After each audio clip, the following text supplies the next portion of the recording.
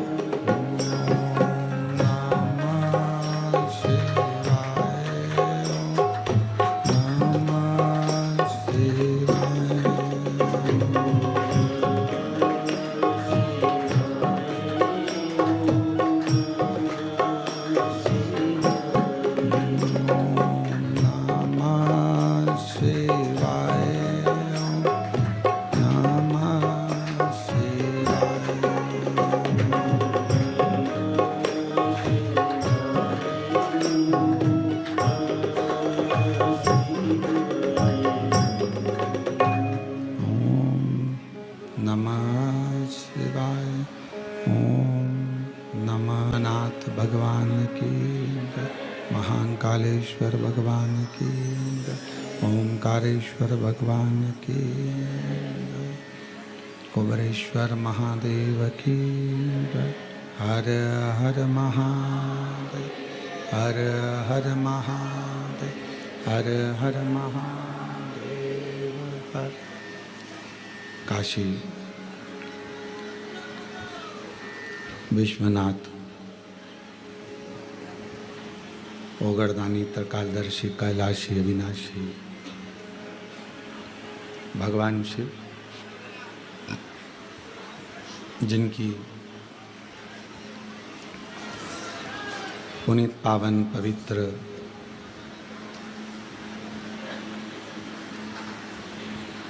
शिव महापुराण की कथा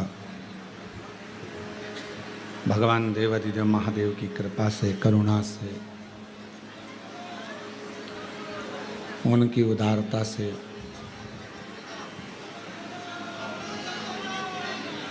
आप और हम श्रवण करने के लिए पवित्र पावन भूमि कोरबा छत्तीसगढ़, जहाँ से ऑनलाइन शिव महापुराण की कथा श्रवण करने का सौभाग्य आप लोगों को और हम सभी को प्राप्त हुआ है। ये पवित्र श्रावण का महीना और इस श्रावण के पवित्र महीने में भगवान शिव की कथा ऑनलाइन आप और हम श्रवण कर रहे हैं।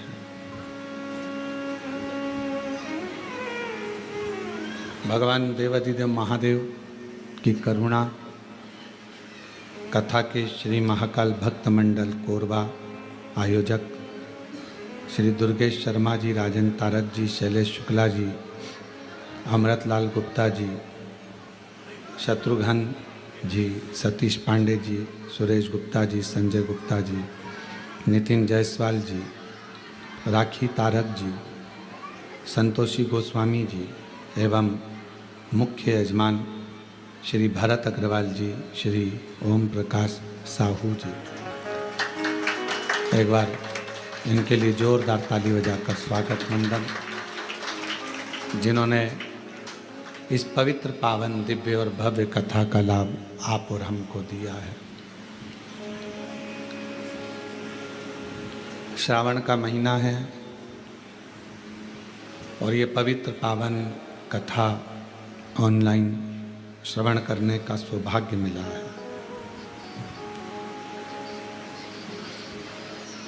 ये शरीर में जो 5 कर्मेंद्री, 5 ज्ञानेंद्री और एक मन, इन 11 इंद्रियों का जो समावेश इस शरीर के अंदर है, वो संपूर्ण इंद्रियां शिव के भजन के लिए और भगवान की अविरल भक्ति के लिए है। पर परिवार को निभाते हुए, परिवार को साथ लेते हुए, जो मनुष्य की देह में हमें फर्ज मिला है, आपको फर्ज मिला है, उसको निभाते हुए चलो। आप किसी की बहन भी हो तो किसी की बेटी भी हो, आप किसी के भाई भी हो तो किसी के बेटे भी हो, आप धर्म पत्नी भी हैं तो किसी की भाभी भी हैं तो किसी की ताई हैं, किसी की। उसी तरह आप किसी के भैया भी हैं तो आप किसी के ताऊ भी हैं तो आप किसी के चाचा भी हैं, काका भी हैं और किसी के पिता भी हैं।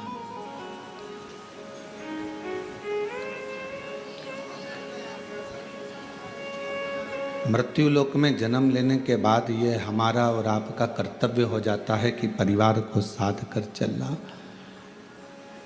परिवार को लेकर चलना और साथ में अपने कर्तव्य को निभाते हुए चलना। क्योंकि जब हम अपने कर्तव्य के साथ में कर्तव्य का क्रम धारण करते हुए आगे बढ़ते हैं और साथ में भगवान की अविरल भक्ति को धारण करते हुए चलते हैं, तो जरूर हमें अपनी मंजिल प्राप्त होती है, अपनी मंजिल जरूर मिलती है। आज का व्यक्ति कर्तव्य से मुख मोड़ लेता और शिव महापुराण की कथा कहती है, भगवान शंकर का चरित्र कहता है, शिव तत्व कहता है कि कर्तव्य से कभी भी अपने मुख को मत मोड़ो। कहीं नौकरी कर रहे हो तो पूर्ण निष्ठा से करिए, भजन भी कर रहे हो तो पूर्ण निष्ठा से एक आनंद के साथ करिए।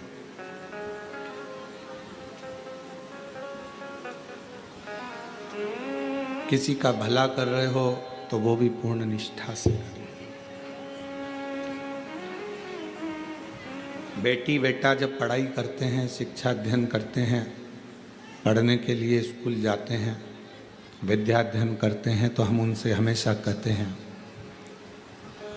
कि अपनी शिक्षा को अपना लक्ष्य मानो। कोई नौकरी आप पाना चाहते हैं, कोई सर्विस आप पाना चाहते हैं, तो उसको अपना लक्ष्य बना लो।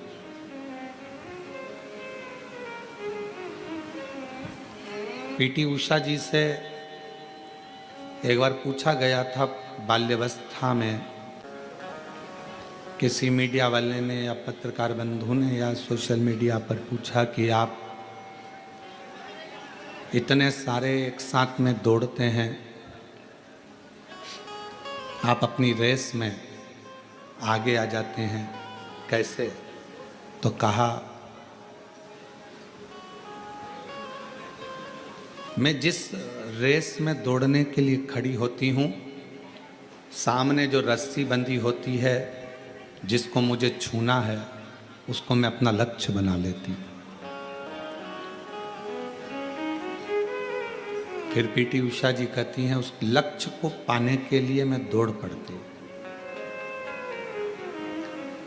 आज व्यक्ति ना जाने कितने कितने लक्ष्य लेकर चल रहा है। एक दुकान अगर उसने मोबाइल की लगाई है और वो दुकान नहीं चली तो उसने कपड़े की खोल ली। कपड़े की दुकान नहीं चली तो उसने कॉस्मेटिक सामान की दुकान खोल ली। कॉस्मेटिक की दुकान नहीं चली तो फिर उसने कोई पार्लर खोल लिया। अपने लक्ष्य को पकड़कर वो व्यक्ति नहीं रखा। अगर वो व्यक्ति एक लक्ष्य बना लेता कि मुझे इसी दुकान से लाभ उठाना है, तो मेरा देव अधिदेव महादेव उसके ऊपर कृपा करना प्रारंभ कर देता और करुणा जरूर करता। हमारा और आपका लक्ष्य एक होना चाहिए। हम लक्ष्य से दूर हट जाते हैं। थोड़ा समय हम सोचते हैं कि ऐसा कर लें, थोड़े समय वैसा कर लें। आप में से भी कई शिव भक्त जो ऑनलाइन कथा श्रवण कर रहे हैं, कई भक्त जो कथा को श्रवण कर रहे हैं, आप और हम में भी कई लोग ऐसे बैठे हैं या टीवी के सामने कथा सुनने बैठे हुए हैं या मोबाइल पर सुन रहे हैं कि थोड़े समय तो हम शिव जी का भजन कर लेते हैं, थोड़े समय हम देवी जी का भजन कर लेते हैं, थोड़े समय हम अन्य देवता का भजन कर लेते हैं, और जब हमारे देवताओं से कार्य नहीं होता तो हम दूसरे धर्म के दूसरे देवताओं के पास चले जाते हैं। क्यों जाना?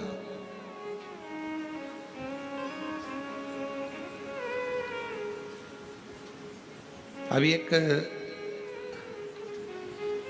न्यूज़ आ रही थी, उस न्यूज़ में बताया कि किसी ने एआई से, जो एआई का ज़माना चल रहा है, उस एआई से किसी ने पूछा कि मान लो आप अगर मनुष्य होते, इंसान होते, तो आप कौन सा धर्म अपनाते?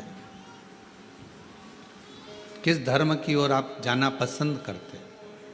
मान लो आप इंसान होते, एआई से पूछा किसी ने मैसेज डालकर कि आप अगर इंसान होते और मनुष्य होते, एआई से पूछा, तो आप कौन सा धर्म अपनाते?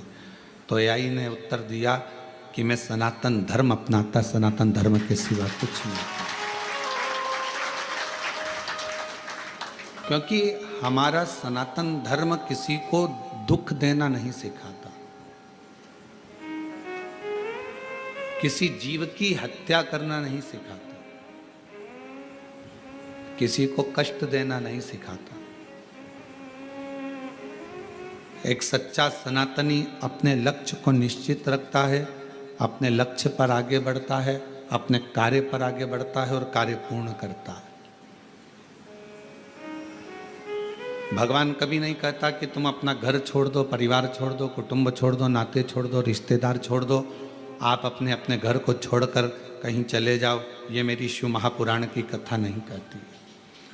शिव महापुराण की कथा तो केवल एक बात कहती है कि अपने लक्ष्य पर चलना।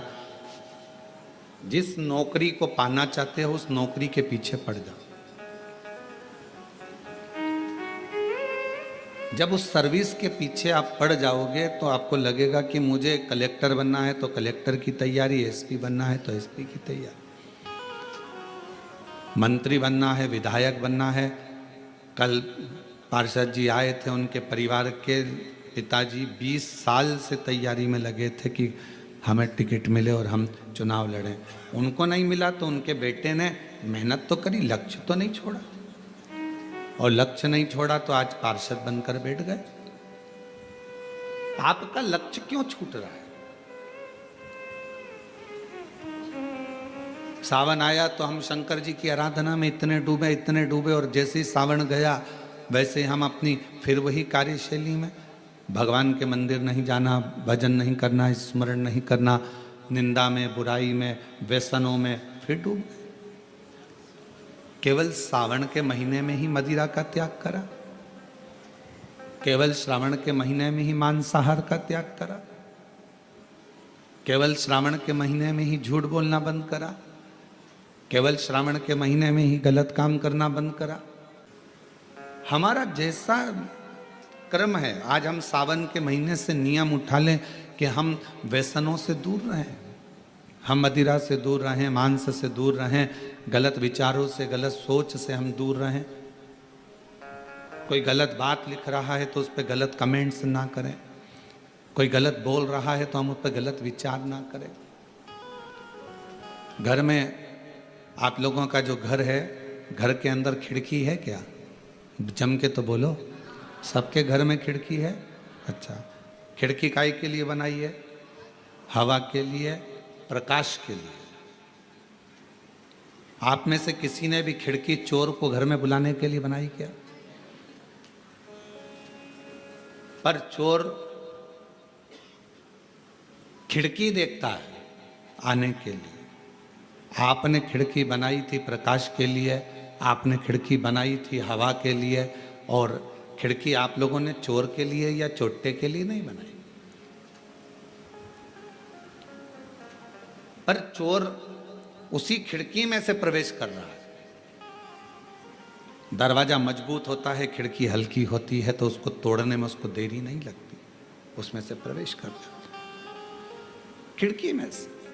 अब आपने खिड़की बनाई प्रकाश के लिए, आपने खिड़की बनाई हवा के लिए, और चोर प्रवेश कर रहा है उसी खिड़की में से। चोर के लिए वो खिड़की थोड़ी ना बनाई गई है, चोट्टे के लिए ऐसी खिड़की का निर्माण थोड़ी ना करा गया, ये तो प्रकाश के लिए करा, हवा के लिए करा। उसी तरह भगवान ने ये कान काय के लिए दिया, ये खिड़की काय के लिए बनाई? भगवान ने खिड़की बनाई कि भगवत भजन करना, अच्छी बातें सुनना, अच्छा काम करना, ज्ञान का प्रकाश लेना, अच्छी हवा लेना। पर आप कई लोग इस खिड़की का इतना दुरुपयोग करते हैं कि दिन भर चुगली, गाली, अपशब्द, निंदा सुनने में लगे रहते हैं। मतलब चोट्टे को अंदर प्रवेश करने दे रहे हैं, चोर अंदर जा रहा है, चोर अंदर प्रवेश कर रहा है। ये खिड़की परमात्मा ने जो बनाई है, हमारे नेत्र रूपी खिड़की बनाई कि इस झरोके में से झांकना, भगवान के दर्शन करना, परिवार को देखना, कुटुंब को देखना, व्यापार को देखना, सब देखो। तुम्हारा नेत्र केवल, और हम कह भी देंगे कि भगवान के सिवाय कुछ मत देखो, तो आप लोग ऐसा तो मानने वाले नहीं है। सब देखिए, ये परिवार, ये नाते, ये रिश्ते, ये कुटुंब, ये कबीले, सबको देखो। नेत्र दिए पर इससे गलत ना देखो, श्रवण दिया गलत ना सुनो, वाणी दी, जिह्वा दी, इसका सदुपयोग करो। कितना लोग हमको गलत गलत बोलता है तो क्या हम व्यासपीठ से या अपने शब्दों में क्या गलत का प्रयोग करेंगे? नहीं, क्योंकि उनके बोलने में, उनकी परवरिश में और हमारे बोलने में और हमारे माता पिता के संस्कार में जमीन और आसमान का अंतर हो सकता है। जिस पिता ने चने का ठेला लगाकर अपनी औलाद को पाला हो, जिस माँ ने साड़ी में फाल लगाकर दूसरे के घर काम कर कर भोजन बनाकर पाला हो, वो माँ और वो बाप अपने बच्चे को कभी गलत संस्कार नहीं दे सकता, गलत विचार नहीं दे सकता, गलत बोलना नहीं सकता। संस्कार बताएंगे आपके घर के एक आनंद के विषय को। आप श्रेष्ठता का जीवन तो जियो।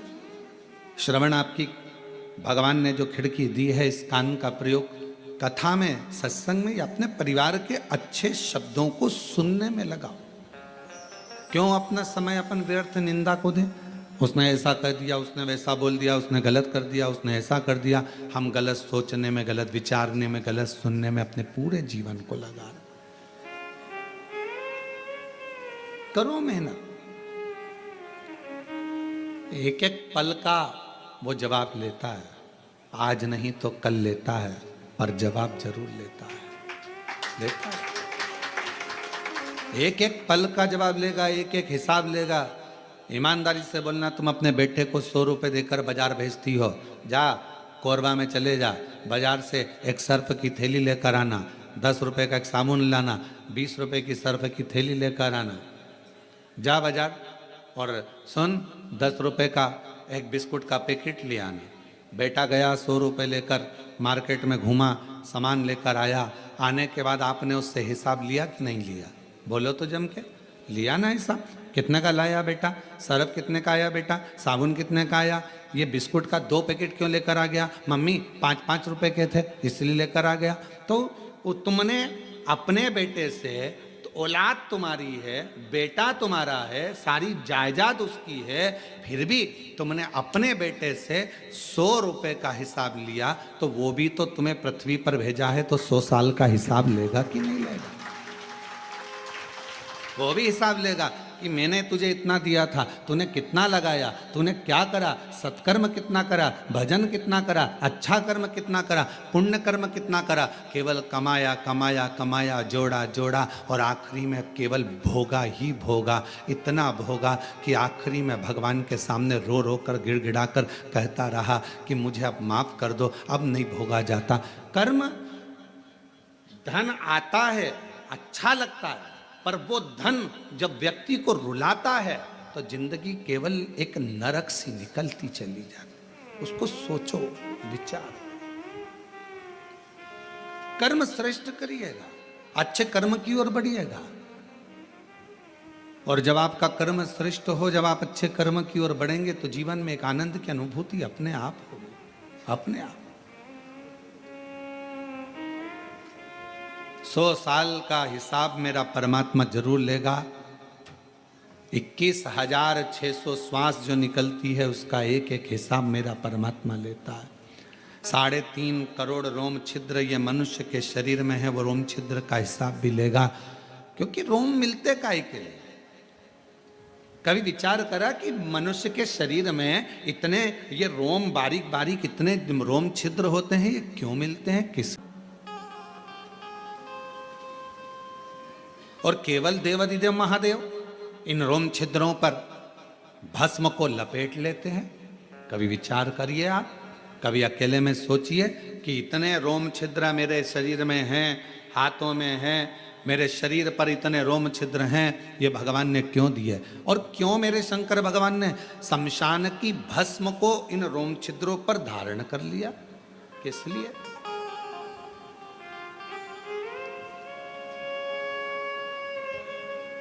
क्यों दिया परमात्मा ने? और ये बात स्वयं हमारे शास्त्र वर्णन करते हैं कि भगवान के रोम छिद्र से दुर्वा, तिल ये सब उत्पन्न होते हैं। तो हमारे रोम छिद्र परमात्मा ने इतने क्यों दिए? और क्यों भगवान ने शमशान की भस्म को अपने तन पर धारण करा?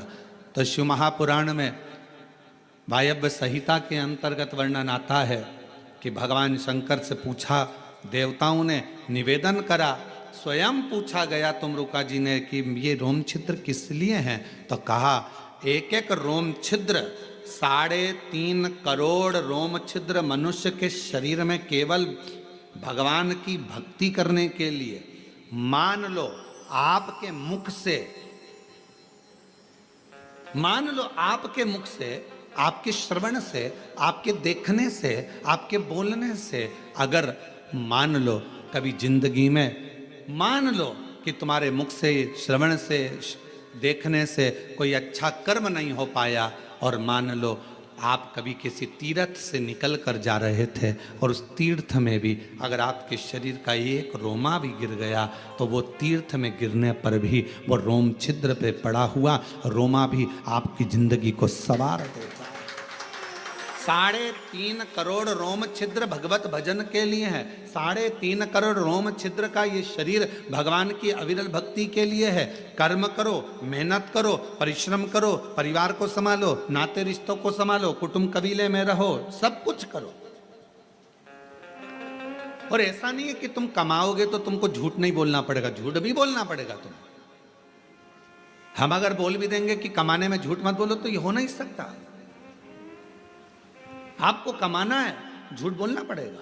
आपको बच्चों का पेट भरना है, थोड़ा झूठ बोलना पड़ेगा। आपको पत्नी, परिवार, घर गृहस्थी देखना है तो थोड़ा झूठ बोलना पड़ेगा। आपको उस झूठ को बोलना पड़ेगा। हम कह भी देंगे कि मत बोलो तो आप ऐसा नहीं है कि नहीं मानेंगे।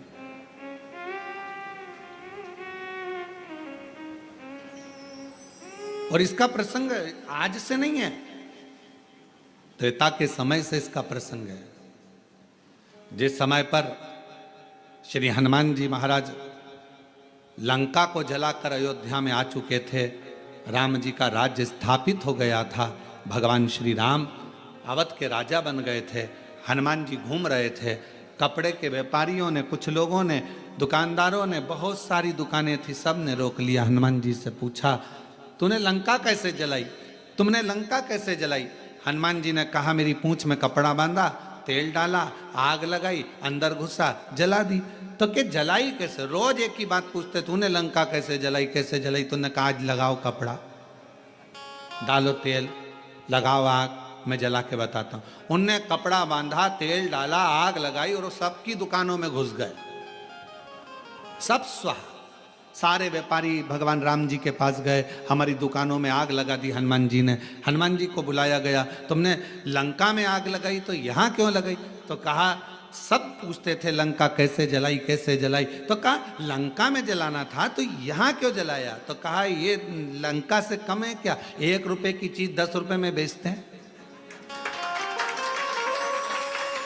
ये भी तो लंका है, लगा दिया। विचार करिएगा जरा।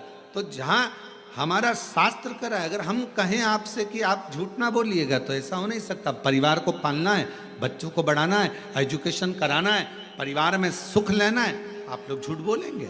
कमाने के लिए बोलना पड़ेगा, पर मना नहीं। इन झूठ में एक झूठ और शामिल करो, फिर जिंदगी में कितने झूठ बोल लिया आपने, वो पवित्र झूठ हो जाएंगे। इन झूठ में एक झूठ और शामिल कर लो। वो कौन सा झूठ? अगर कोई गाय माता कसाई के घर में कटने के लिए जा रही है, वहां खड़े होकर बोल दो, ये गाय मेरी है। वो झूठ आपके सारे झूठ को कल्याण कर। एक गौ माता कसाई के घर कटने जाए, वहां जाकर खड़े होकर कह दो, ये गाय मेरी है। भले वो तुम्हारी नहीं है, उसको छुड़ा लिया, उसका फल प्राप्त हो गया।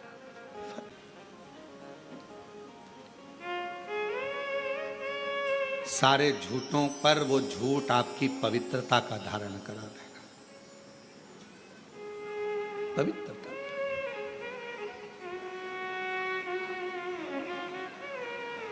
किसी बेटी, अकेली कोई छोटी सी लड़की, अकेली कोई छोटी सी कन्या, कोई बेटी अकेली 10 लोगों के बीच में कहीं पर अंधेरे आदिक में कोई ने उसको रोक लिया है और गलत कृत्य करने के लिए उस जगह पर कह दो, ये मेरी बेटी है, ये मेरी पुत्री, तो छोड़ो, ये मेरी बेटी है। उसके लिए थोड़ा सा संघर्ष कर, संघर्ष।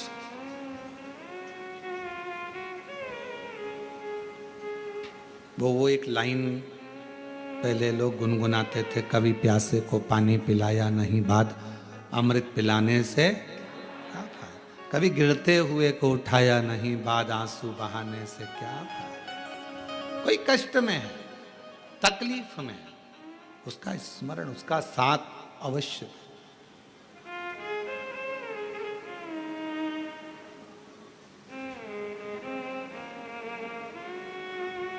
और जब आप किसी का बुरा करने में कभी शामिल ना हो, बुराई में, निंदा में, चुगली में, अपशब्द में, कभी आप उसमें शामिल ना हो, कभी शामिल। कभी दिल कर जाए, दुकान से फुर्सत मिले, नौकरी से फुर्सत मिले, या घर से थोड़ी देर की फुर्सत मिले, परिवार से थोड़ी देर की फुर्सत मिले, थोड़ा समय अगर मिले तो हफ्ते में, 2 दिन में, 5 दिन में एक बार शंकर भगवान के मंदिर में जाकर थोड़ी झाड़ू सेवा, सफाई करा करो। क्यों? हफ्ते में एक बार या महीने में एक बार अगर आपने नियम बना लिया तो तुम्हारी जिंदगी में जितने भी सामने दुख आने वाले हैं ना, उसको मेरा भोलेनाथ साफ करना प्रारंभ कर देगा। सफाई आप दूसरे के मार्ग प्रशस्त करिए, आप दूसरे के लिए मार्ग प्रशस्त करिए, आप दूसरे के लिए मार्ग को सुलभ करिए। कितना एक प्रसंग आया है, लिंग पुराण का बड़ा सुंदर प्रसंग है राजा अम्बरीश का।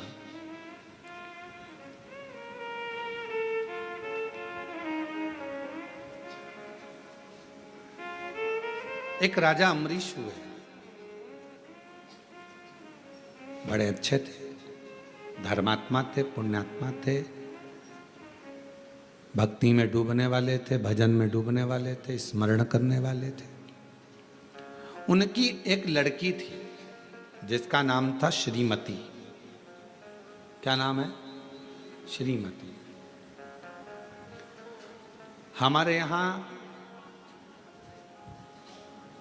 पूरे भारत की भूमि पर यह शब्द श्रीमती शब्द आया भी राजा अम्बरीश की बेटी से ही है।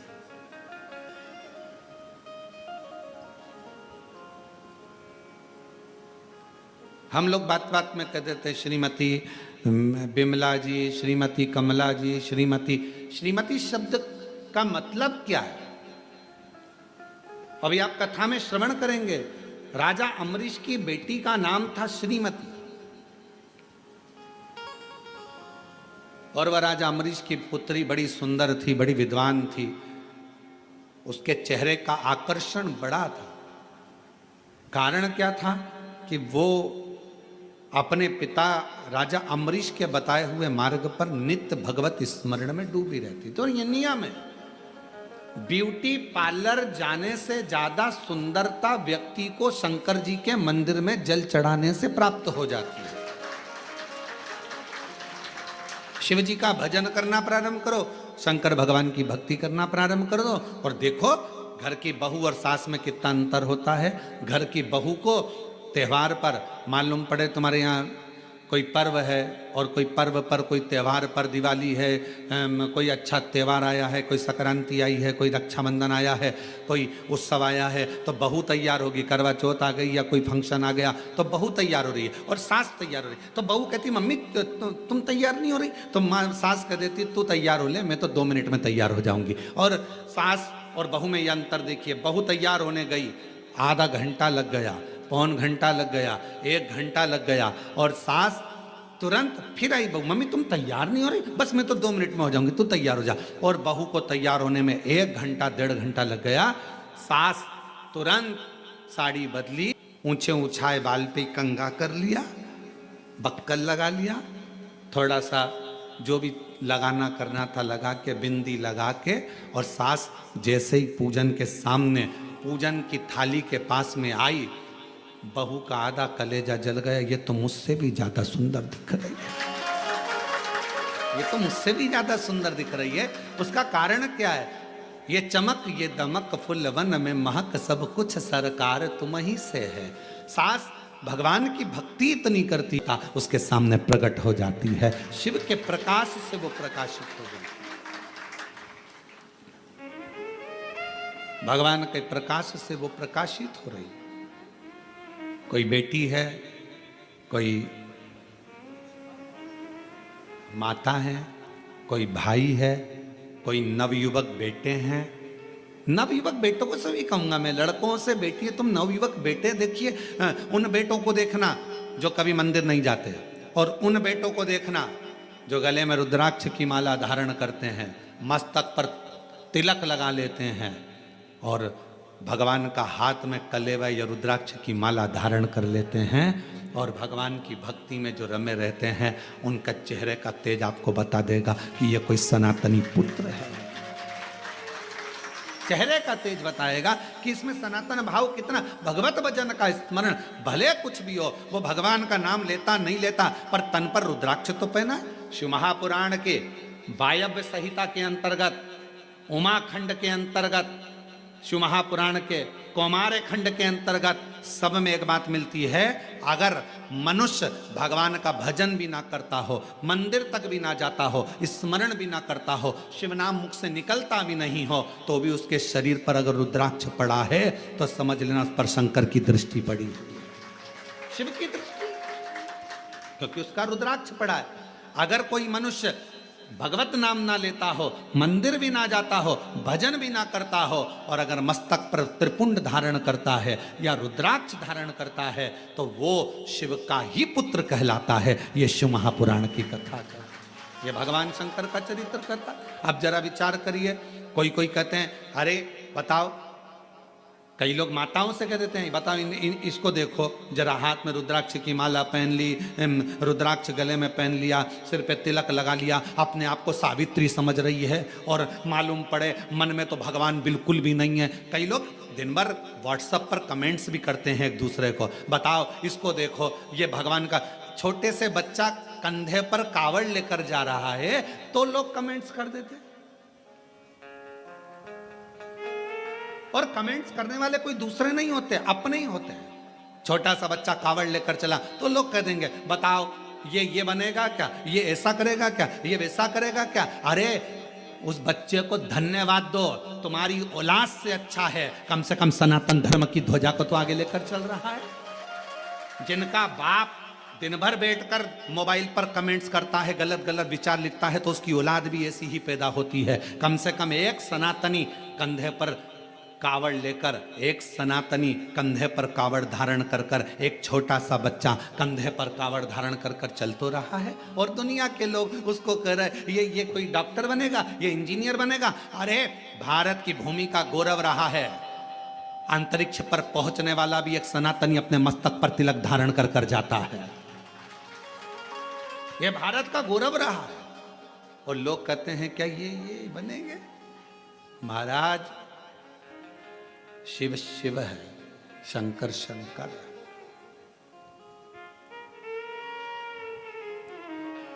उस बच्चों को देखकर जो भगवत भजन कर रहे हैं, कई लड़के, कई बेटे रुद्राक्ष धारण करते हैं, माला पहनते हैं, कई लोग तिलक लगाते हैं, कई लोग त्रिपुंड लगाते हैं, कई लोग जटा धारण कर लेते हैं।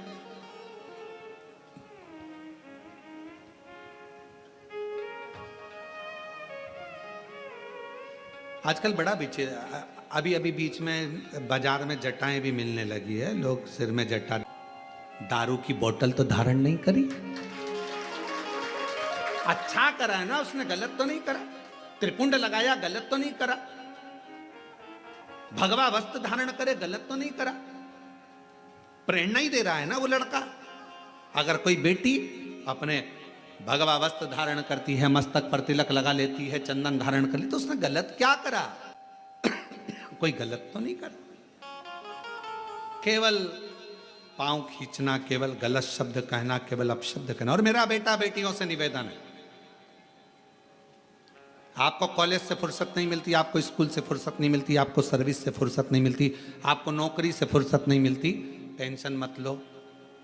आप अगर मस्तक पर चंदन, तिलक, भस्म कुछ भी धारण करते हो, और अपने गले में अगर रुद्राक्ष धारण करते हो, आप मंदिर नहीं भी गए, शिव नाम नहीं भी लिया, तो भी मेरे शंकर के बेटे ही कहलाओगे, बेटी ही कहलाओगे।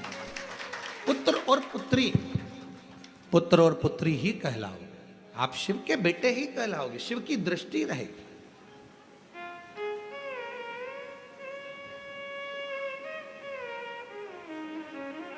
टिटहरी देखिए, टिटहरी, अब यहाँ क्या बोलते हैं हमको नहीं मालूम। एक पक्षी होता है टिटहरी, अपने बच्चे को अंडे को दे देता है जमीन में, अंडा देकर फिर ऊपर ही घूमता रहता है और आवाज करता है टिटहरी। जैसे ही तुम्हारी गाड़ी गई ना, वैसे उसने आवाज करना प्रारंभ करा। जैसे कोई निकल कर गया ना, टिटहरी आवाज करना प्रारंभ करती है। वो टिटहरी पक्षी बच्चे को जन्म देती है, पृथ्वी पर उड़ती है, ऊपर ध्यान रखती है।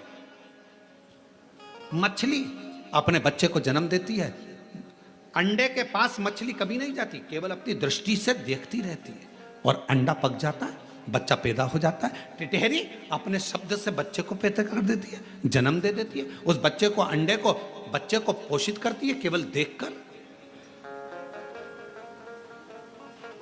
केवल देखने पर। और शिव महापुराण की कथा कहती है, आपके गले में अगर रुद्राक्ष पड़ा है, मस्तक पर यदि तिलक लगा है, तो मेरा शंकर भगवान भी आपको देख देख कर, जैसे टिटहरी अपने बच्चे को अच्छा कर देती है, मछली देखकर अपने बच्चे को अच्छा कर देती है, मेरा शंकर भगवान आपके गले में रुद्राक्ष है, मस्तक पर तिलक है। मेरी बेटा बेटियां, जितनी मेरी जीजियां, जितने मेरे जीजा, कोई तुमसे कहे महिला को रुद्राक्ष नहीं पहनना चाहिए, उससे पूछ लेना कहाँ लिखा। कोई तुमसे कहे महिला को शंकर की आराधना नहीं करना चाहिए, उससे पूछ लेना कहाँ लिखा। क्योंकि शिव महापुराण में एक एक चीज लिखी है कि माता हो, मनुष्य हो, गंधर्व हो, किन्नर हो, अप्सरा हो, गंधर्व हो, चाहे पशु हो, पक्षी हो, नाग हो, कोई भी हो, पितर हो, सबको शंकर भगवान के पूजन का अधिकार भगवान शंकर ने दिया है। ब्राह्मण हो, क्षत्रिय हो, वैश्य हो, शूद्र हो, कोई भी हो, शंकर भगवान के पूजन का अधिकार शंकर भगवान ने सबको दिया है। कोई ऐसा बच्चा ही नहीं जिसको अधिकार शिव ने नहीं दिया।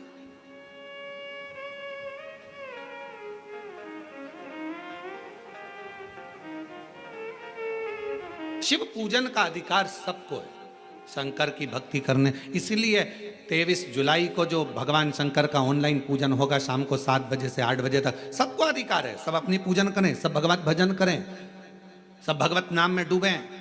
1 घंटा शाम को 7 बजे से 8 बजे तक अपने पार्थिव शिवलिंग का निर्माण कर कर भगवान की अविरल भक्ति को धारण करो कि मेरे घर में मेरा कुबेरेश्वर महादेव आया है, मेरा शिव आया। सबको अधिकार। हम दूसरे का दोष क्यों देखें? हम दूसरे के भावों को क्यों, गलत विचारों को क्यों? राजा अम्बरीश की बेटी थी श्रीमती, जो अपने पिता के बतलाए मार्ग पर चलती थी, पिता के अनुकूल रहती थी। कभी पिताजी ने यह नहीं कहा कि तुझे भजन करना पड़ेगा, कभी पिताजी ने यह नहीं कहा कि तुझे कीर्तन करना पड़ेगा। 2 तरह की बाथरूम होती है, जो बाथरूम बनती है जिसमें अपन लोग स्नान करते हैं, 2 तरह की होती है। वॉशरूम 2 तरह का होता है। एक वॉशरूम में नहाते से ही पानी पूरा की पूरा नाली में चला जाता है, और दूसरी वॉशरूम ऐसी रहती है उसमें नहाने के बाद पानी भरा जाता है।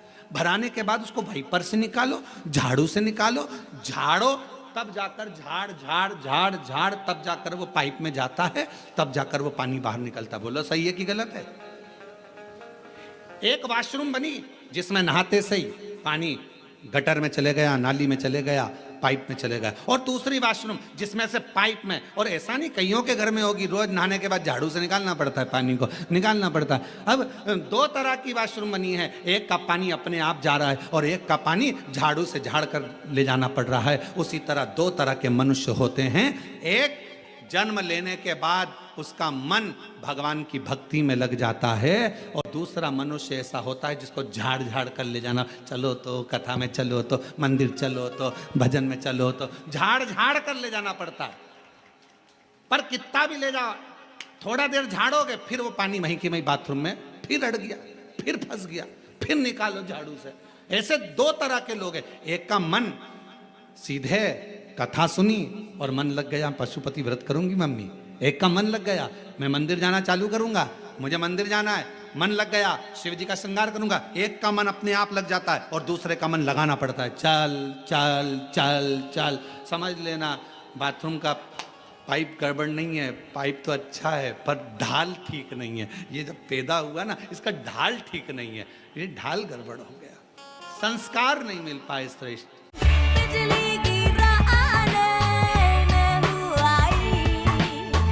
संस्कार नहीं मिल पाए श्रेष्ठ, इसका ढाल ठीक जाने।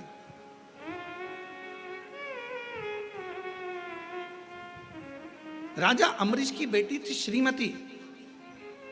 कोई ने नहीं कहा कि तू भजन करना, कोई ने नहीं कहा कि तू कीर्तन करना, कोई नहीं बोला कि तू भगवत नाम लेना, फिर भी श्रीमती भगवान की भक्ति में डूबी रहती थी, क्योंकि पिता के संस्कार थे उसके अंदर। पिता जैसा कहते, पिता के संस्कार उसके अंदर थे। वो पिता के संस्कारों में ढलती चली गई, ढलती चली गई और बढ़ती चली गई। समय आया, एक बार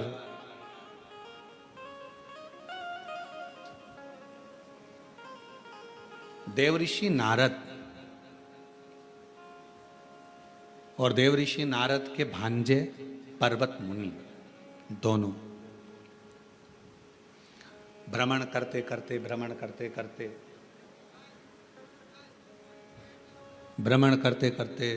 राजा अम्बरीश के यहाँ पहुंच गए। और राजा अम्बरीश के यहाँ पहुंचे, राजा अम्बरीश के घर पर जब पहुंचे, बैठे,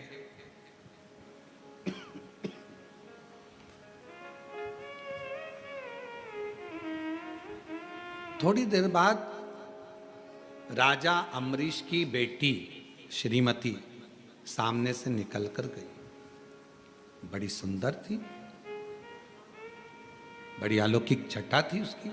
अभी आपको कहा कि ये स्पीकर नहीं चल रहे रे, ये दोनों, बड़ी अलौकिक छटा थी उसकी। अभी आपको कहा कि भजन का जो बल होता है, भजन का जो क्रम होता है, भजन का जो स्मरण होता है, वो अपने आप में सुंदरता देता चले जाता है अपने आप। और फिर वही बात है, ये चमक ये दमक फुलवन में महक सब कुछ सरकार तो वही से, ये उसकी चमक से हम चमक रहे, उसकी चमक से।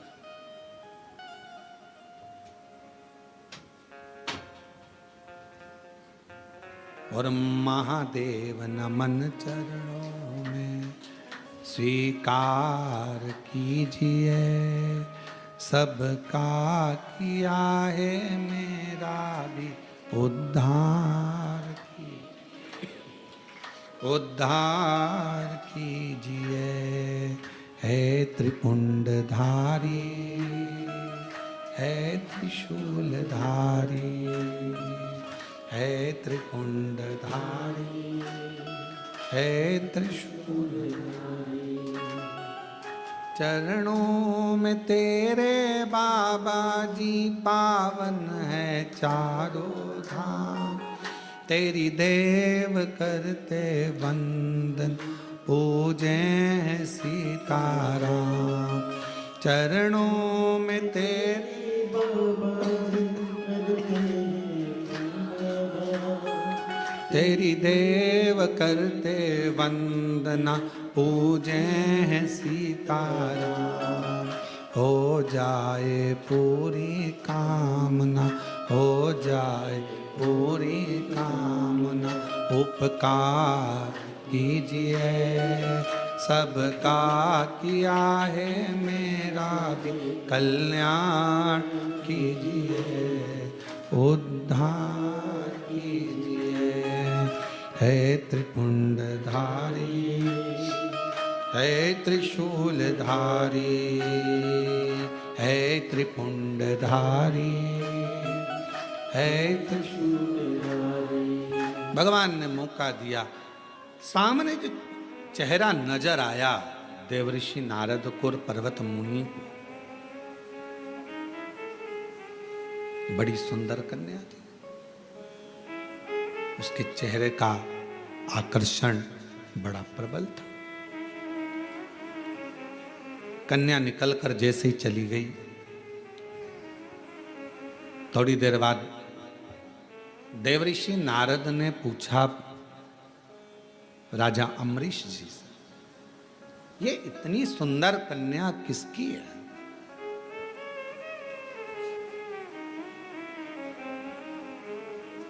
इतनी सुंदर कन्या ये है किसकी? कहा, महाराज ये मेरी पुत्री है, मेरी बेटी है। मेरी पुत्री, ये मेरी बेटी है, मेरी पुत्री है। देवऋषि नारद ने पूछा राजा अम्बरीश जी से, ये इतनी सुंदर कन्या किसकी है?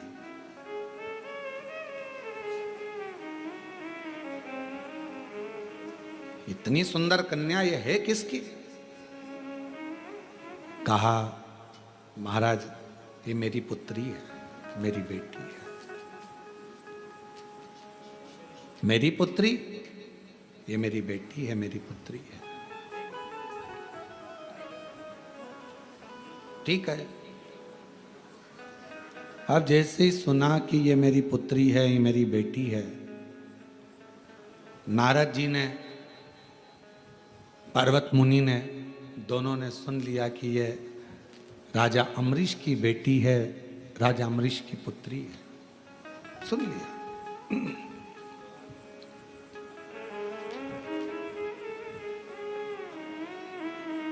कुछ देर के बाद देवऋषि नारद ने राजा अम्बरीश को एकांत में जाकर, राजा अम्बरीश को एकांत में ले जाकर थोड़ी चर्चा करी, थोड़ी बात करी। राजा अम्बरीश जी ने पूछा, महाराज आपने मुझे एकांत में बुलाया है, क्या बात है, क्या कहना चाहते हैं? कहा, आपकी पुत्री बड़ी सुंदर है और हम उससे विवाह करना चाहते हैं। देवऋषि नारद जी ने ये शब्द कहे। राजा अम्बरीश तो अपने भाग्य की सराहना करने लगे। धन्य हैं हम जिनकी पुत्री देवऋषि नारद जी से ब्याह। प्रणाम महाराज जी। थोड़ी देर बाद पर्वत मुनि ने राजा अम्बरीश को एकांत में बुलाया और फिर उनसे बात करी। तो पर्वत मुनि ने कहा कि आपकी बेटी बड़ी सुंदर है और हम उनसे विवाह करना चाहते हैं। अब राजा अम्बरीश के पास में नारद जी भी बेटी से विवाह करने को कह रहे हैं, पर्वत मुनि भी विवाह करने को बोल रहे हैं। महाराज जी आपके साथ मेरी बेटी का विवाह हो, इससे बढ़कर मुझे क्या चाहिए? राजा अम्बरीश ने कहा, ये कथा बहुत सीख देती है महाराज, थोड़ा सावधानी रखकर अगर इस कथा का स्मरण करेंगे। लिंग पुराण की ये कथा है, बड़ी सुंदर है महाराज। लिंग पुराण का यह पवित्र चरित्र है और लिंग पुराण के अध्याय नंबर 5 में पृष्ठ संख्या 586 में आप इसको पढ़ सकते हैं।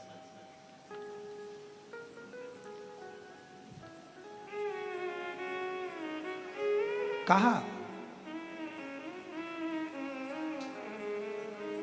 राजा अम्बरीश ने भगवान देवऋषि नारद और भगवान पर्वत मुनि दोनों को बिठाकर हाथ जोड़कर कहा, बेटी एक है, आप दोनों ही विवाह करना चाहते हो। महाराज एक काम करता हूं, कल आप सुबह आना, सभा में बैठना, मैं स्वयंवर रखूंगा। मेरी बेटी तुम दोनों में से किसी के भी गले में माला पहनाएगी, उसी के साथ बेटी का विवाह कर दो।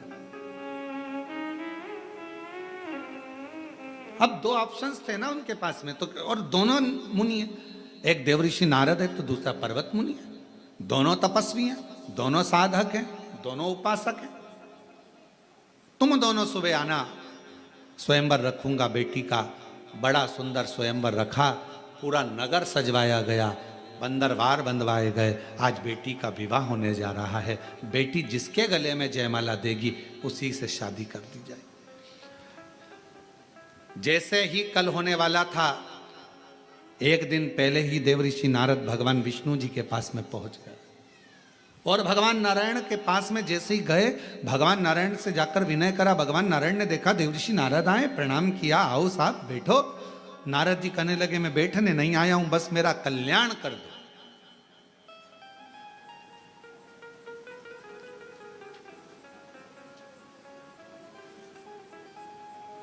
मेरा कल्याण कर दो, इतना ही चाहता हूं। भगवान विष्णु ने पूछा, क्या कल्याण चाहते हो? अब शब्द आया है, आप और हम सब के लिए इस कथा में आई है अपनी बात। क्या कल्याण चाहते हो? तो नारद जी ने कहा, मेरा कल्याण बस इतना है, राजा अम्बरीश की लड़की श्रीमती से मैं शादी करना चाहता हूं। आप इतनी कृपा कर दो कि पर्वत मुनि है ना, उसका मुख बंदर का बना दो।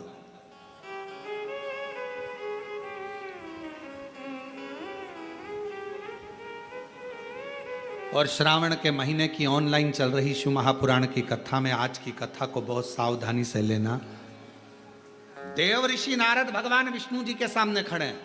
चाहते तो ये कहते कि राजा अम्बरीश की बेटी मेरे गले में जयमाला पिनाए, ऐसी कृपा कर दो और मेरी शादी राजा अम्बरीश की बेटी श्रीमती से करा दो। पर मांग क्या रहे? मैं राजा अम्बरीश की बेटी से शादी करना चाहता हूं, श्रीमती से, बड़ी सुंदर है। आप एक काम कर दो, पर्वत मुनि को बंदर का मुख दे दो। अब ईमानदारी से बोलो, खड्डा दूसरे के लिए खोदोगे तो उसमें सबसे पहले कौन गिरेगा? जिसने खोदा है वही। आप दूसरे के लिए गलत मांगोगे तो आपका ही बुरा होना है। आप जितना दूसरे के लिए गलत सोचोगे, गलत विचार करोगे, गलत धारणा बनाओगे, गलत बात लेकर आओगे। कई लोग दिन भर बैठकर अंदर अंदर कुड़ते रहते हैं, बताओ बताओ कितनी आगे बढ़ गई, कितनी फैक्ट्री, कितनी दुकान, इसके तो बच्चे भी इसके कहने में चलते हैं। दिन भर कोसे, इसके यहाँ ऐसा हो जाए, इसका ऐसा हो जाए, इसका वैसा हो जाए। और मालूम पड़े उतना उतना जितना दूसरे को कोसती है उतना ही बुरा खुद का होते चले जाता है, और वो और उन्नति करती चली जाती है, वो और आगे बढ़ रहा है। जिसके लिए तुम गलत सोच रहे हो, जिसके लिए तुम गलत विचार कर रहे हो, वो और आगे बढ़ते चले जा रहा है, और आगे चलते चली जा रही है, उसका और भला होते चले जा रहा है। तुम जितना जितना कोसोगे व्यक्ति उतना। अब यहाँ लिंग पुराण का ये चरित्र कह रहा है, देव ऋषि नारद का राजा अम्बरीश का चरित्र कह रहा है। भगवान विष्णु के सामने खड़े थे, नारायण के सामने खड़े थे, चाहते तो दुनिया का सारा ठाट मांग सकते थे।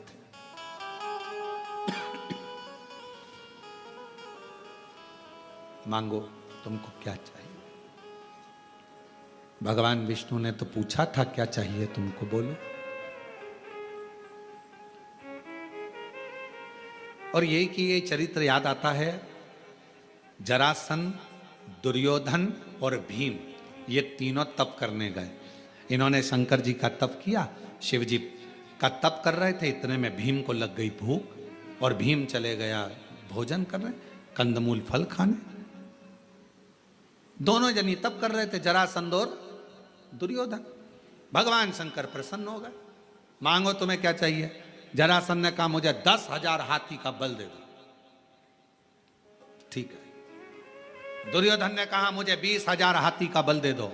भगवान शंकर जी ने कहा तथास्तु। दोनों जाने लगे। भीम बैठ के केला खा रहे थे, भूख लग रही थी तो, और ये दोनों हंसते हुए बोले बताओ ऐसा हपसी है, खाने के चक्कर में इससे शंकर जी का वर भी नहीं मिला और हमको वर मिल गया। ऐसा भूखमरा, ऐसा हपसी शब्द का संबोधन जब गालियों से करा गया, ऐसा संबोधन करा गया, सुनकर क्रोध आ गया। कभी कभी किसी के शब्द आपके हृदय में चोट करते हैं तो जीने की कला भी सिखा देते हैं, आगे बढ़ने की कला भी सिखा। कभी कभी चोट कर जाते शब्द वो आगे बढ़ने की कला दे देते हैं, आगे बढ़ने की कला देंगे वो शब्द।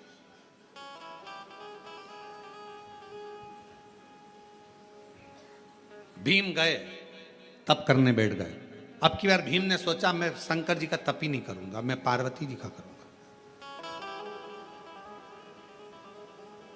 काम करने वाला, घर में सेवा करने वाला नौकर चाकर जो होता है ना, बड़ा चतुर होता है, देख लेता है दोनों में सेठ जी ज्यादा हृदय के नम्र हैं कि सेठानी, और देखा सेठानी नम्र है तो जैसे ही सेठ जी गए तब वो झाड़ू पोछा करने आई, और झाड़ू पोछा करती, भाभी बहुत तकलीफ चल रही है, बच्चों की फीस नहीं है।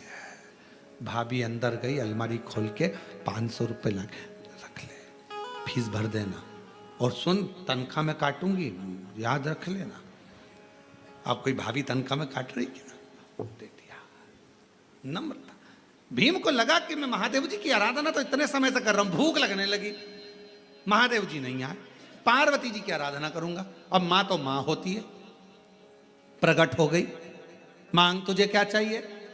भीम ने कहा मां मैं मांगूंगा नहीं, तू अपने मन से दे दे, बस इतना कृपा करना, ध्यान रखना, ध्यान रख कर देना। तो माता जी बोली तुम तो 3 लोग आए थे, हाँ वो 2 लेके चले गए, अब मैं ही बचा हूं, अब तुम कृपा करो मां। माता पार्वती जी ने ध्यान लगाया, सरस्वती माता को बुलाया। सरस्वती, शंकर जी ने इनको क्या क्या दिया? तो कहा एक को 10,000 हाथी का बल, एक को 20,000 हाथी का बल। पार्वती जी बोली मैं तुझे 40,000 हाथी का बल देती। 40,000 हाथी का बल। भीम कहता नहीं चाहिए, ये कोई फालतू की बात, मेरे को नहीं चाहिए। तो फिर 100,000 हाथी का बल नहीं चाहिए, मुझे तो वो दो माँ जो मेरे दिल में है, बाकी का कुछ मत दो। सरस्वती माता को फिर बुलाया। पार्वती जी ने कहा इसके हृदय में क्या चल रहा है बताओ। तब सरस्वती ने कहा, तो पार्वती जी ने कहा ठीक है, हे भीम, मैं तुझे वर देती हूं, जरासंध और दुर्योधन मरेंगे तो तेरे हाथ से मरेंगे, बस। अब कुछ नहीं चाहिए, अब कुछ नहीं चाहिए।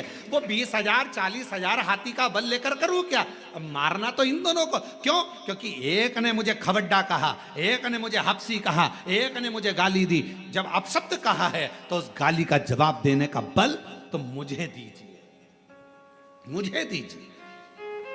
भगवान शंकर से जाकर जल चढ़ाते समय एक प्रार्थना जरूर करा करो, बाबा मुझे ऐसा बना देना कि दुनिया के लोग जो मुझे आड़ा टेढ़ा कहते हैं ना, उन सबका मुख चुप हो जाए, ऐसी करुणा। जो लोग मुझे आड़ा टेढ़ा कहते हैं, अपशब्द कहते हैं, गाली देते हैं, ताना देते हैं, कहते हैं ये जिंदगी में कुछ नहीं कर सकता, ये कुछ नहीं कर सकता, ये तो केवल एक लोटा लेकर बस योर वाले महाराज के कहने पर मंदिर मंदिर जाता फिर रही, मंदिर मंदिर जाती फिर रही, उसका जवाब मेरा बाप देगा, मेरा देवादिदेव महादेव देगा। मुझे इस लायक बनाना कि इन सबके मुख चुप हो जाएं, इन सबके मुख चुप हो जाएं।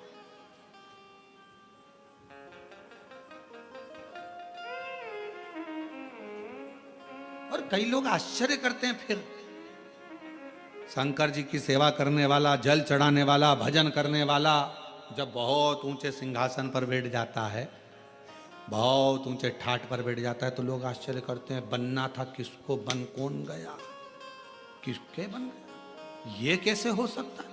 पूरे मोहल्ले के लोग, पूरे क्षेत्रवासी आश्चर्य करते हैं, ये पद पर बैठ गया, इसको कुर्सी मिल गई, ये सिंहासन पर बैठ गया, इसको पद मिल गया। क्यों? उसने या उसके परिवार वालों ने जो शंकर की आराधना करी है, शिव एक ना एक दिन ऐसा जवाब देता है कि एक ना एक दिन मुंह को बंद कर देता है और बिल्कुल शांति से उसका जवाब था। थोड़ा सब्र करना, परंतु थोड़ा इंतजार करना। भीम ने कहा मां बस अब कुछ नहीं चाहिए, तूने वर दे दिया, 40,000 हाथी का बल लेकर करता भी क्या, अगर ये दोनों मेरे हाथ से ना मरते, तूने मुझे वर दे दिया, ये दोनों तेरे हाथ से मरेंगे, इससे ज्यादा कुछ नहीं चाहिए मां, बस हो गया। मांगो तो जरा सोच समझ कर तो मांगो कि मांग क्या रहे हो। हे भगवान मेरे यहाँ 15 साल से औलाद नहीं है, संतान देना भगवान, भगवान औलाद दे देना, भगवान औलाद दे देना, भगवान संतान दे देना। अरे भगवान से कहो प्रभु कृपा करना, तेरा भजन करने वाली, मेरी सेवा करने वाली, बुढ़ापे में मुझे संभालने वाली, अच्छी उच्च बुद्धि वाली, स्वस्थ संतान देना, तेरी कृपा से देना। जैसे मार्कंडे बाबा पर तूने दया करी, ऐसी दया मुझ पर कर देना। औलाद तो मांगो पर साथ में संस्कारित मांगो। औलाद दे दो भगवान, औलाद दे दो। और औलाद आ भी गई और मालूम पड़े बुढ़ापे में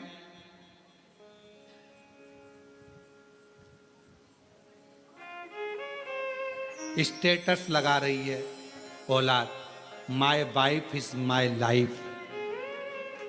तो क्या मतलब कि ऐसी औलाद, औलाद को स्टेटस लगाना चाहिए my mother is my life.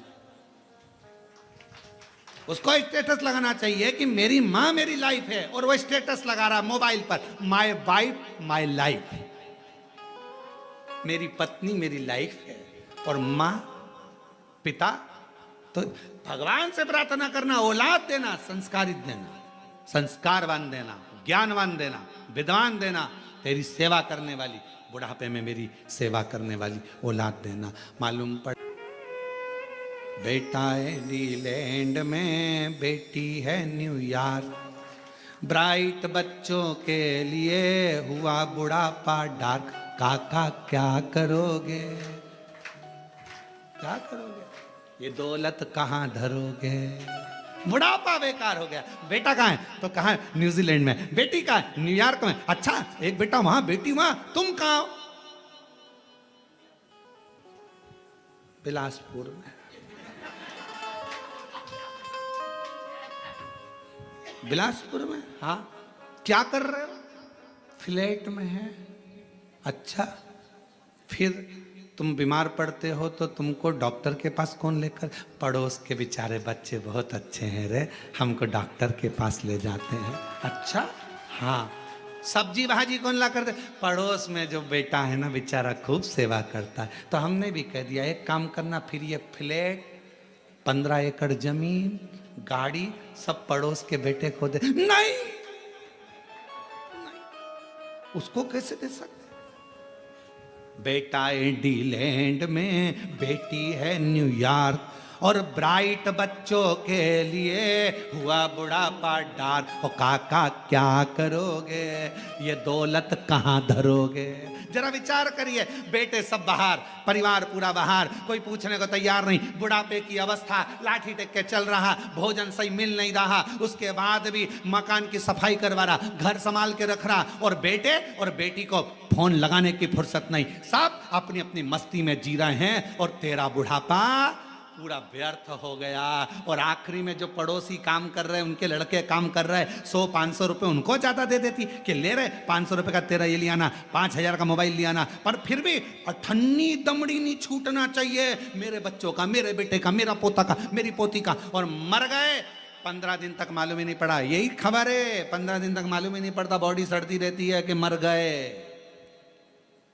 तब फिर पड़ोसी की सूचना आती है कि बदबू आ रही, दरवाज़ा खुला, तब मालूम पड़ता। बच्चों को सूचना दी जाती है, आ जाओ तुम्हारे माँ बाप मर गए। कहते हैं ऑनलाइन अंतिम संस्कार कर देंगे।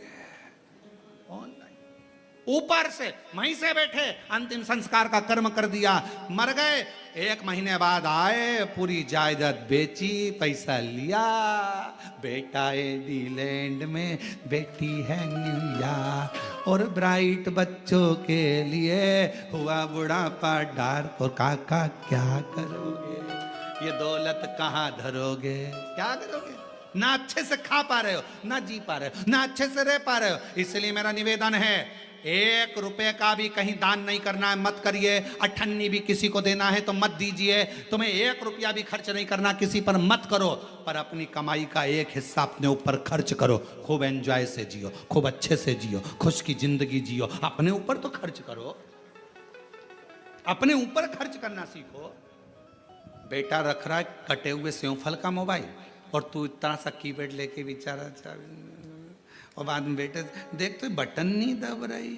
बेटे को शर्म भी नहीं आए कि पापा दूसरा दिला देता हूँ। और उसने कहा एक बार, वही मृगनेनी ने,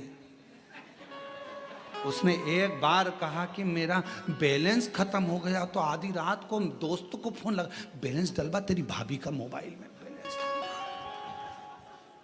मृगनेनी, मयूरी, कहा इतना डला बैलेंस। माँ का सिर दुखा तो कमरे में भी नहीं गया, और मृगनेनी का, क्यों कल तू नहीं आई थी मिलने? मेरी तबीयत खराब। अच्छा, तूने तो बताया ही नहीं मेरे को, मैं तुझे लेकर चलता हूं। अपने कोरबा में बहुत अच्छा डॉक्टर है, चल। नहीं मैं ठीक हो गई। नहीं चल तो सर।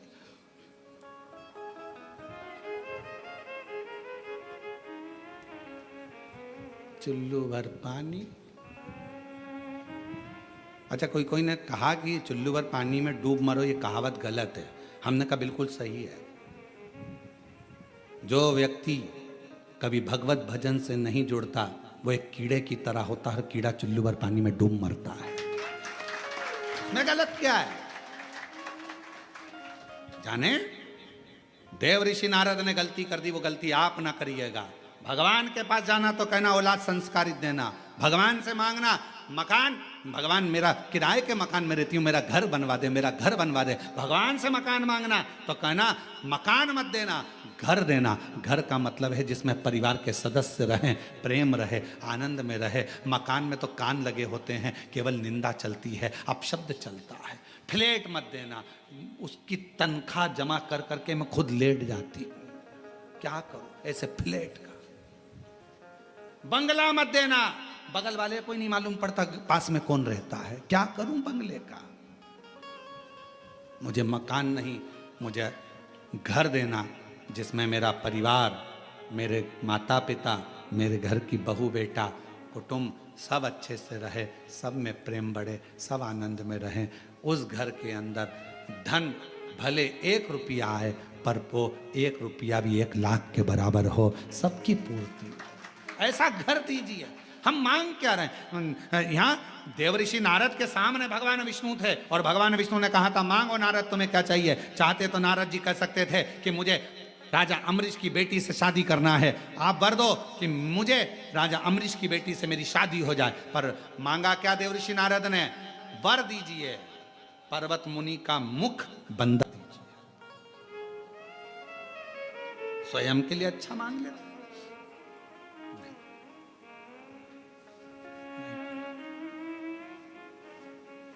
अब नारद जी चले गए, भगवान ने कह दिया तथास्तु, ठीक है।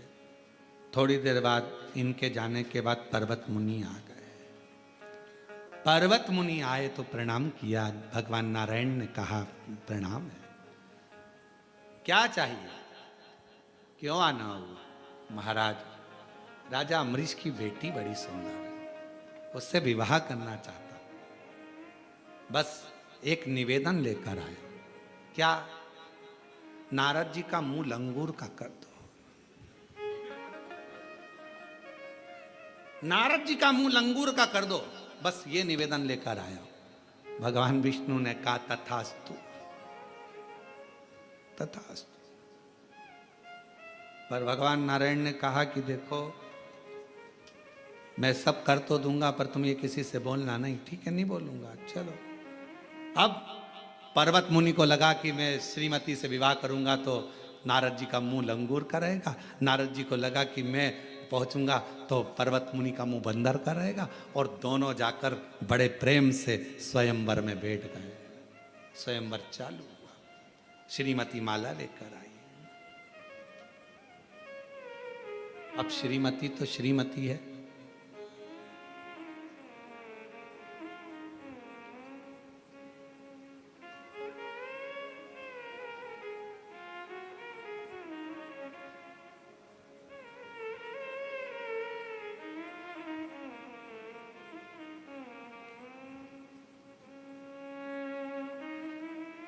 दो चीजें हमेशा अच्छी होना चाहिए, श्रेष्ठ हो। एक मनुष्य की मति और दूसरी घर में श्रीमती। मति ठीक होगी तो घर स्वर्ग है, और श्रीमती ठीक होगी तो घर स्वर्ग है। ये दोनों ठीक होना चाहिए। क्रोध करने वाले, अपशब्द कहने वाली, दिन भर क्लेश करने वाली नहीं। बुद्धि भी मति भी हमेशा क्रोध क्रोध क्रोध क्रोध। जरा सा किसी ने कहा आग बबूला हो गए, किसी ने कुछ कहा जवाब देने में आग बबूला हो गए, थोड़ी थोड़ी देर में गुस्सा आ गया।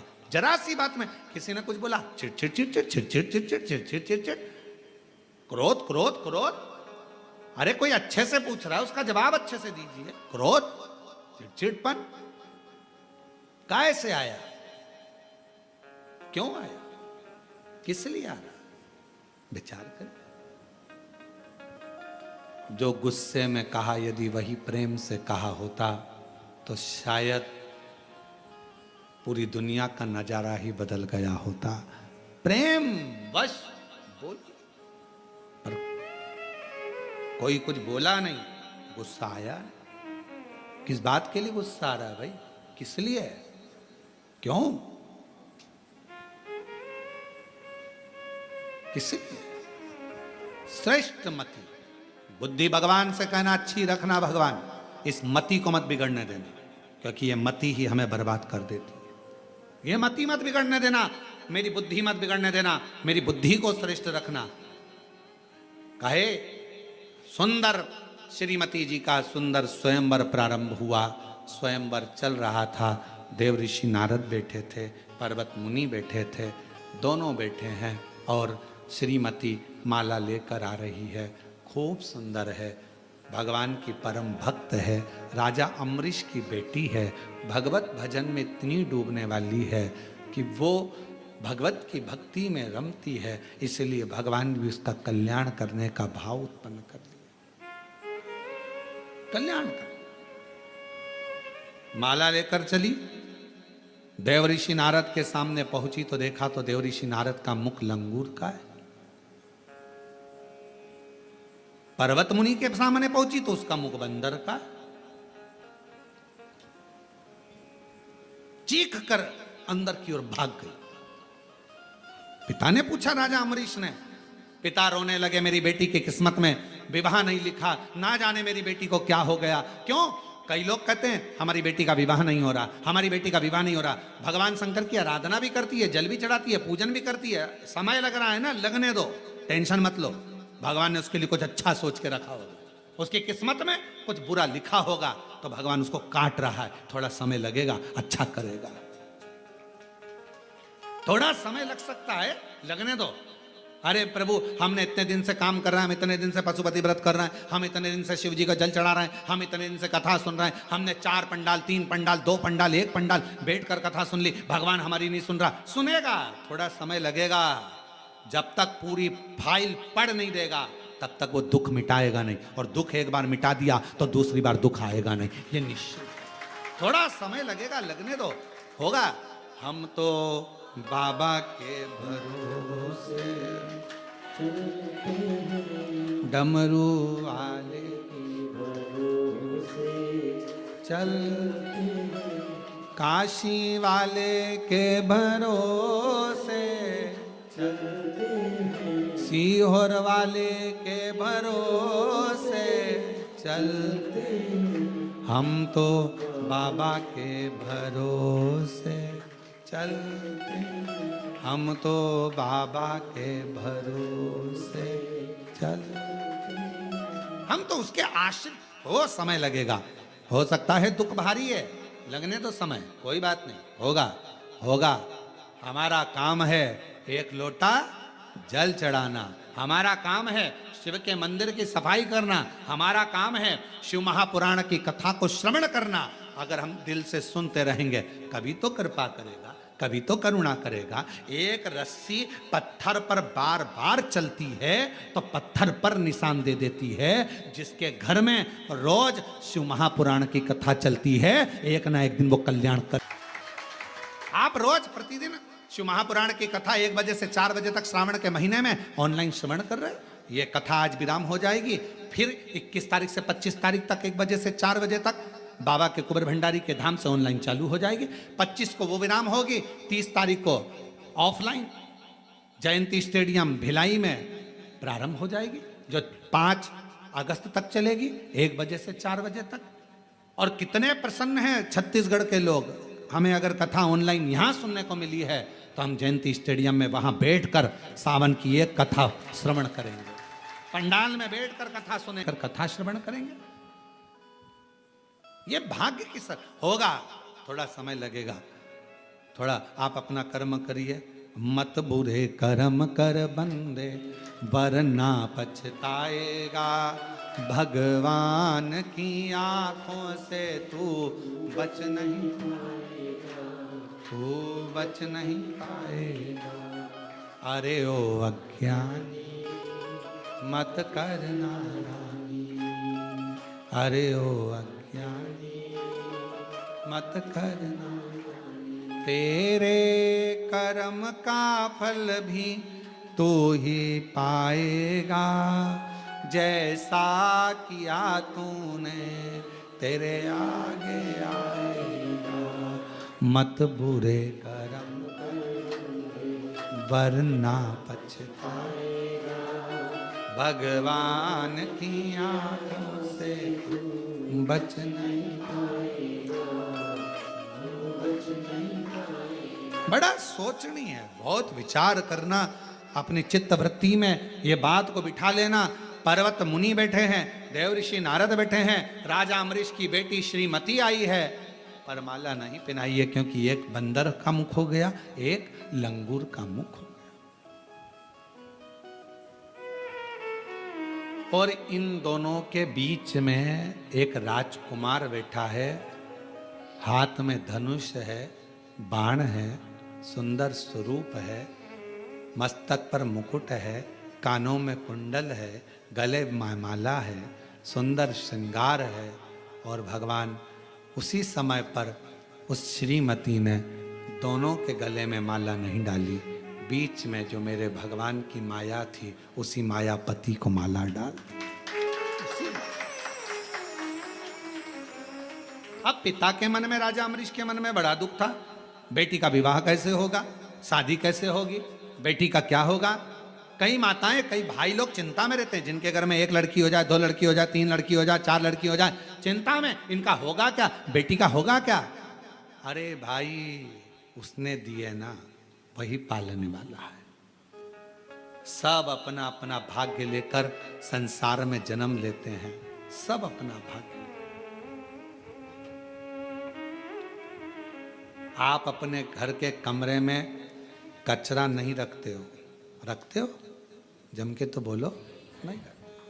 कबाड़ा नहीं, खाली बोतल ऑन, टूटा फूटा सामान नहीं। जब आप अपने घर के कमरे में कबाड़ा नहीं रखते तो ये ब्रह्मा जी का ब्रह्मलोक, भगवान विष्णु का वैकुंठ लोक और ये मृत्यु लोक शंकर जी का है। जब भगवान शंकर का ये पृथ्वी घर है तो फिर इस घर में आड़े तेड़े को भी भगवान नहीं रखता। जो कीमती है, काम का है, वही मेरे शंकर ने अपने पास रखा, अपने पास। तो कई लोग कहते हैं भगवान, वो गलत बोलने वाले को भगवान क्यों रखें, निंदा करने वाले को क्यों रखें, बुराई करने वाले को भगवान क्यों रखें, आड़ा टेढ़ा बोलने वाले को भगवान क्यों रखें। अरे भाई, भगवान को मालूम है घर में 4 तरह के बेटे होते हैं, एक बेटा अच्छा है तो एक बेटा बेकार भी होता है, सबको रखना पड़ता।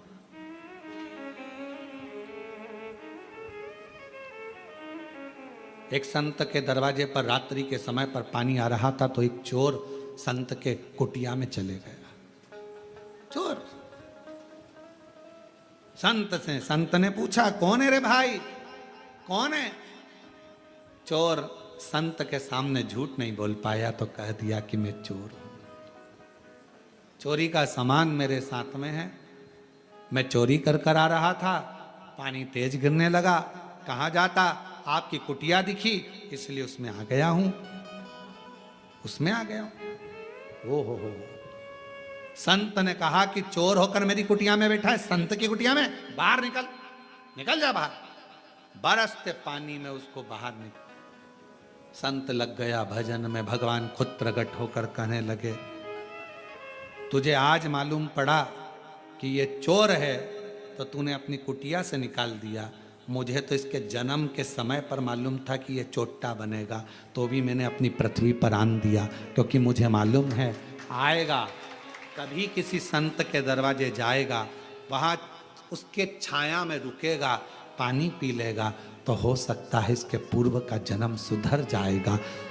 कई चोर को, अपशब्द बोलने वालों को, गाली देने वालों को, आड़ा टेढ़ा कहने वालों को भगवान क्यों रखता है कि ये किसी के लिए गलत बोलेगा, कोई भगवान के भक्त के लिए गलत बोलेगा, किसी साधु के लिए गलत बोलेगा, तपस्वी के लिए गलत बोलेगा, किसी मंदिर के लिए गलत बोलेगा, सनातन धर्म के लिए गलत बोलेगा, आड़ा टेढ़ा बोलेगा। कम से कम जिंदगी में कुछ नहीं कर पाया, ये बोल कर ही तर जाएगा। बोलने